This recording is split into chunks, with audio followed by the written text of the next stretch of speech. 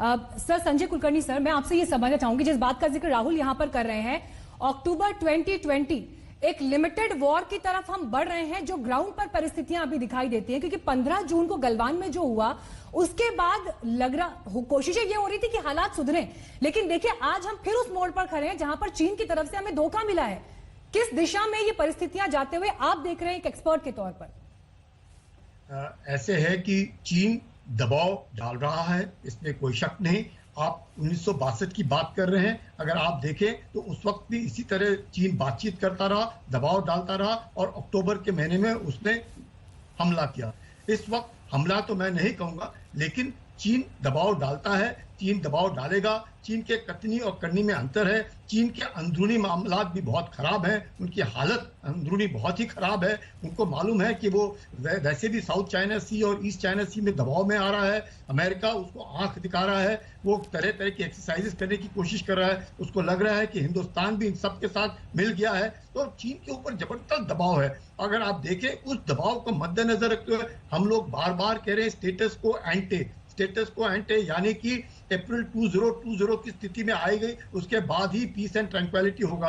उसको मद्देनजर रखते हुए चीन को लगता है दबाव डालते रहो, हम स्टेटस को में मानेंगे, स्टेटस को जहां पर भी है वहां पे रहेंगे। तो ये जो दोनों अंतर है, स्टेटस को एंटे, इनमें अंतर होने के कारण चीन दबाव डाल करके कोशिश कर रहा है। लेकिन इस बार जो उसने इस तरह का मुझे लगता है एक हिकामत की है कि वो साउथ ऑफ पेंगांग आने की, मुझे लगता है बातचीत यस, लेकिन अब जवाब देने का वक्त आ गया है कि जहां तक हम सह सकते हैं, अब इससे ज्यादा हम सह नहीं सकते हैं। और अगर हम लोगों ने कहा है कि अब ये जिस तरीके से चीन कार्रवाई कर रहा है, उसकी कथनी और करनी में अंतर है। चीन दबाव डाल रहा है और अगर हम दबाव के नीचे दब गए तो मुश्किल होगी। अभी हमने ईंट का जवाब पत्थर से देना है, आंख में आंख डाल के बात करनी है। अगर वो कहीं पर भी इंट्रूजन करने की कोशिश करता है, ट्रांसग्रेशन करता है, तो उसको जवाब तुरंत देना चाहिए। हमारे साथ मेजर जनरल AK सिवाज भी जुड़ गए हैं, उनके पास भी हम चलेंगे। मंजीत भी मौजूद है। मंजीत, कोई नई जानकारी आई है? मीनाक्षी, 2930 की जो घटना है उसको लेकर एक जानकारी देना चाहूंगा।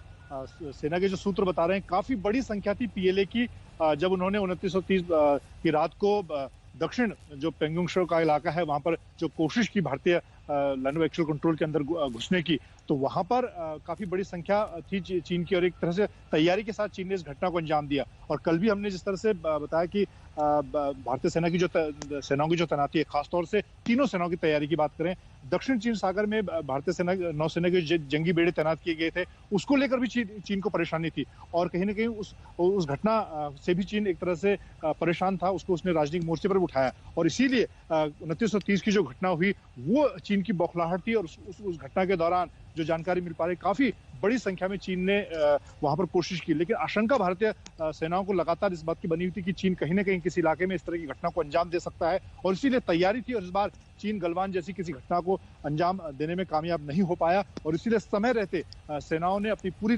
ताकत के साथ चीन की इस घटना को नाकाम किया। ठीक है, लौटेंगे आपके पास। AK सिवाज जी हमारे साथ जुड़ गए हैं।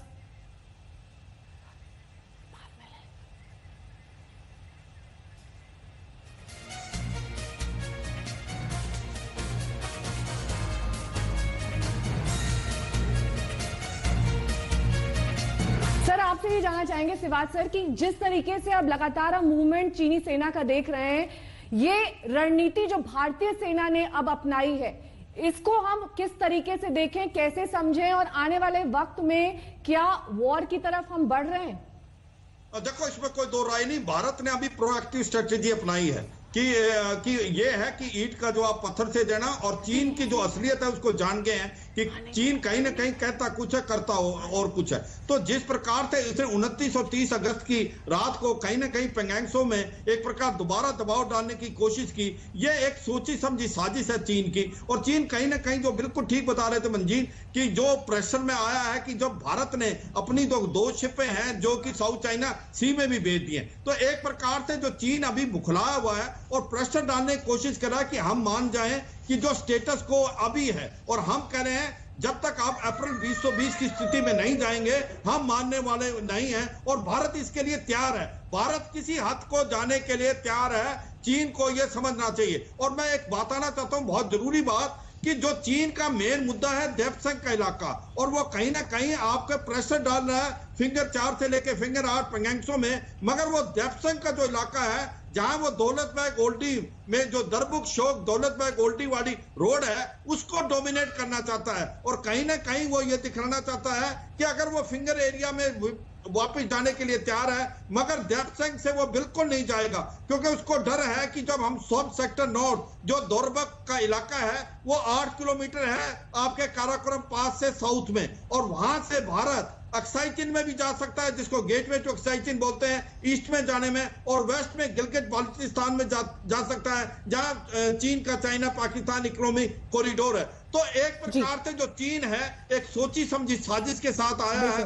भारत हर चीज के लिए तैयार है, भारत ने अपनी तैयारी कर ली है, चाहे वो अरुणाचल प्रदेश में हो, चाहे वो सेंट्रल सेक्टर में हो, आपके जो उत्तराखंड और हिमाचल में, या आपके ईस्टर्न लद्दाख में, भारत बिल्कुल समझ गया है, क्योंकि अब भारत की भी पूरी तैयारी है।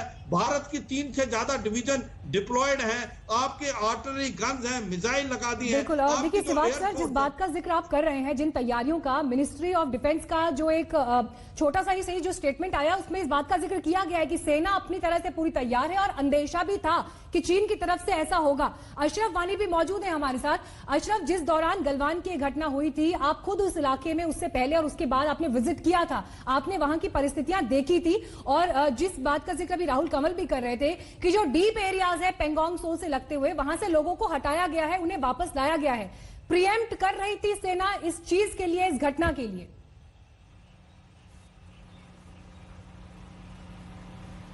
बिल्कुल मीनाक्षी, दरअसल अगर आप देखें तो 2017 में जो अगस्त में सबसे बड़ी घटना घटी थी 15 अगस्त 16 अगस्त को, उसमें जो पहली बार जो है एग्रेसिव तौर पर चीनी सेना और इंडो टिबेटियन बॉर्डर पुलिस, क्योंकि तब फ्रंट लाइन पर इंडो टिबेटियन बॉर्डर पुलिस थी, उसमें काफी हाथापाई हुई थी, लेकिन वहां पर खुशनसीबी ये थी कोई हताहत नहीं हुआ था, लेकिन फिर मामला ठप हो गया था। लेकिन अब की बार, इस बार जो चीन की तरफ से घुसपैठ है उसमें क्या फर्क है, वो लगातार अब मई के पहले हफ्ते से ही जिस भारतीय इलाके नो मैन्स लैंड में आए हैं वहां से वो पीछे नहीं हट रहे हैं। हमने कई दौर की बातचीत देखी, लेफ्टिनेंट जनरल लेवल की बातचीत देखी, जो कमांड लेवल की बातचीतें देखी, उसमें भी चीन जो बैठकों में भारतीय सेना को भरोसा देता था वो जमीन पर उस पर अमल नहीं कर रहा था, और ये 1962 की जंग के बाद पहली बार हो रहा है जब चीनी सेना जो है फॉरवर्ड एरिया से पीछे नहीं हट रही है, और उस तरह की तैयारी के साथ आई है जिसमें हथियार और पूरी तरह से सर्दियों में रहने का साजो सामान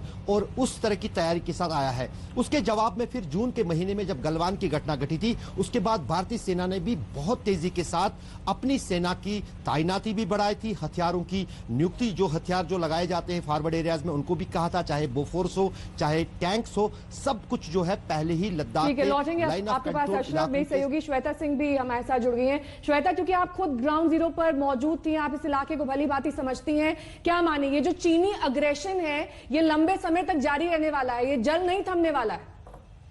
देखिए नेहा, ये इंतजार कर रहा था चीन की जब ठंड वहां पर ज्यादा पड़ती है, और यहाँ की ठंड जिसे अनफॉरगिविंग कहते हैं अंग्रेजी में, बिल्कुल उस तरह की होती है। तेज हवाएं उस ऊंचाई पर, वहां पर बहती हुई जो नदियां, पेंगोंग सो का इलाका हम ले लें, इतनी ठंड रहती है, और चीन को ऐसा लग रहा था कि शायद उसकी बातों में आकर भारतीय सेना पीछे हटेगी अपने, जब आप उस तरह के अलर्ट पर नहीं रहते हैं। लेकिन इस बार भारतीय सेना पूरी तरीके से अलर्ट थी, और इसीलिए जो इस तरह का एक अटेम्प्ट हुआ है उसे हम थ्वाट कर पाए हैं, आज उसे हम नाकाम कर पाए हैं, उसे पीछे पुश कर पाए हैं। चाइना ने ऐसी उम्मीद नहीं की थी। आने वाले ठंड के महीने में, और हमारे साथ जो बहुत ही अनुभवी जनरल्स इस समय मौजूद हैं, उन सबको मालूम होगा कि किस तरीके से ये जो समय होता है ये बहुत निर्णायक हो जाता है। इतना धोखेबाजी पाकिस्तान करता है एलओसी पर, वही एलएसी पर चीन घात लगाकर बैठा था।